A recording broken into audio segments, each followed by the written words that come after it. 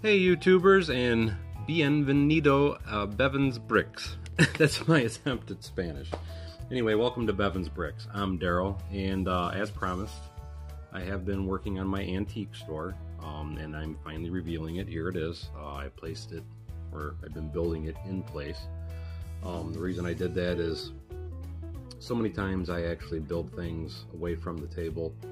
A lot of times it is easier to build it away from the table, but in this particular situation, I built the building itself there, and because it is modular and pieces are removable, what I did is I did the first floor in its current location, and then I just took the two second floors off and worried about filling them as I went.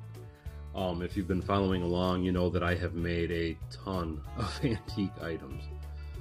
As you're about to see most of them on display in this build. I do have a few that I haven't shown. I have a few really tiny things, and I can go about and I will point them out as we go through. But anyway, the exterior, mind you, it's like the rest of my town. I haven't tiled the floor or anything in front of it yet. It's a very simplistic build in structure anyway. As you can see, even on the back side, I do have a fire escape and I have windows on the back and a little back door, but I didn't get super fancy with the building anyway, as this is something I actually built a long time ago, probably close to 2-3 years ago, and I'm just basically putting it back to use in another way. I did do a few minor upgrades to the building, if you ever saw any of my original pictures anyway. The main thing being that I added the antique sign to the facade of the building. Plus I added a little gray streak, dark gray streak to the front and all the way around, as a matter of fact. And I used to have black windows on the sides and on the back and everything else. What I did is I just used black brick to fill it all in originally. But this time, and I think I actually forgot to do it on the top floor, but let's go ahead and open it up and I'll see if I did. Because I was kind of, to be perfectly honest, kind of rushing. Just because I wanted to get this building completed so I could show it to you guys. And I did forget, but it's pretty well hidden on the back side over there. Let me get some better lighting. Anyway, I think that's about as good as I'm going to be able to get with the lighting anyway. If you look really closely, you will see, first of all, I want to point out, because a lot of people gave me feedback into the aspect of they thought I should keep this. And what I'm referring to is that little brown glass display case there in the corner. I was able to skinny it up a little bit, and I put my phonograph and a few other miscellaneous items down in there, as you can see. I've tried to make the inside of this as cluttered as possible. As a matter of fact, you will notice things like I said that I made a toaster. That's a little toaster I made. That's a little display tray, and down here I have a little iron. And those are all real simple builds. It's stuff that I would be happy to show people, though, if they don't quite get or understand how it is. I did do how-to videos already on this typewriter and that lamp and old vintage phone. And then over here on this wall, I did more, it's like train, model boat, and just filled it with a ton of ideas. I did keep my baby, I called it a crib anyway, down there, as someone did point out to me that they did make metal cribs back then, so I thought, what the heck, and went ahead and kept it. But you'll notice a lot of different various pieces from different various sets, like the 7597, I believe, was the Toy Story train. That Great West was from a set, so was that H514, that was a license plate to a car. There's the traffic signals that I use all the time. The shop tile, I'm not sure what it comes from, but again, I've tried to include as many things as possible. There in the corner I include the Simpsons TV. But like I said, I did try to include like anything that I thought might be considered antique related, and tried to fill the building as much as possible. Now let's go down the stairs here, and let's take a view at the next floor.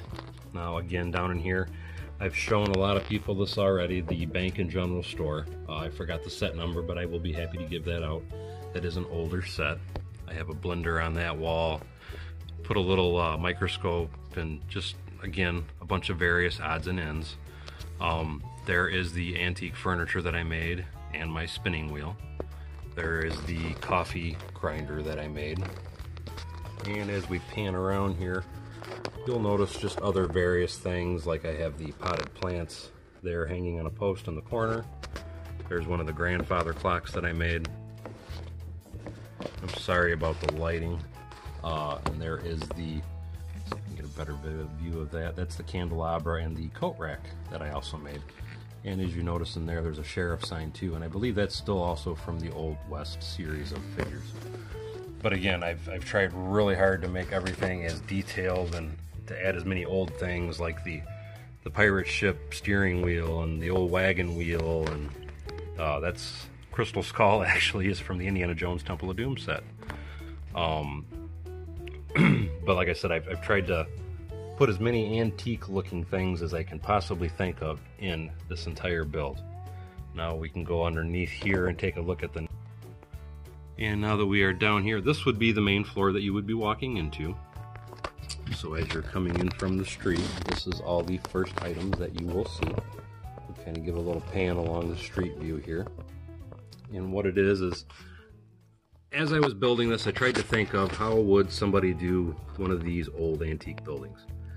And everything that I put in it, I tried to think in the aspect of there is no elevator, there's only stairs. So all the items that I would have considered the heaviest items, for example, the piano, then I have an old cannon back in here, a very large chandelier, grandfather clock, the vintage Singer sewing machine, and things of that nature. I tried to keep on the first floor. Mind you, I did still put a bunch of stuff on the walls and things. There is what I tried to mimic anyway of an old, let's see if I can get that down in there a little better. Tried to mimic an old railroad sign. And then I even have this little display glass case at the front counter with a few little knickknacks in it. And behind the counter, because with guns you can't just have them hanging out for anybody and everybody to see, as you do have to be over the age of 18 to be touching a firearm. I put all the vintage firearms and things of that nature. There's even a little wanted poster there and some handcuffs and things behind the front desk, as that is only going to be handed to people that are of age. Anyway, taking another view over this way, again, I tried to fill different cabinets and put a little display case, and again, I'm sorry about not being able to get super close, but there's like a little trophy on that display case and a lot of other, a lot of other little interesting things that are down there. And then I put some tools as you're walking up the stairs here. But like I said, I tried to make it as busy as possible, like you would see any antique store. And I feel like I've accomplished that. Wanted to kind of pan back with each individual floor and give another quick kind of overview as I am putting it back together. And again, this is the top floor.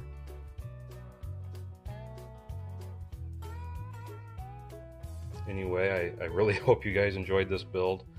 I know it's been a very fun build for me to do. Let me put the top back on it.